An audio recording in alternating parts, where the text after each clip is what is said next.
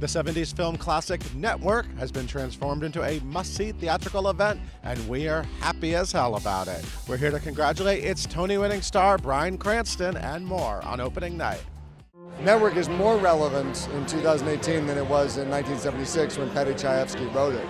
At the time, he was writing a dystopian satire on where television and our media culture was headed. And now, 40 years later, we're living it. You know, some things change, some things stay the same.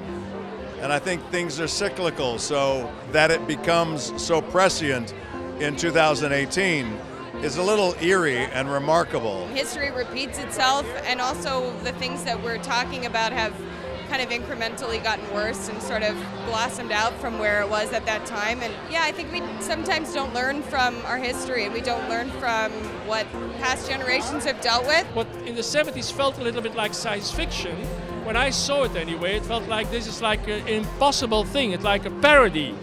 Now it's more of a tragedy, you know, and this science fiction now has become our reality. It's live theater in its finest, honestly. There's a moment that we have, it's audience interaction. The audience are part of the show. The whole idea of us being involved in the news, in the politics, in this story is really central. When audiences begin discussing what they just experienced, then that theater piece was tremendously successful. So hopefully it gets under their skin.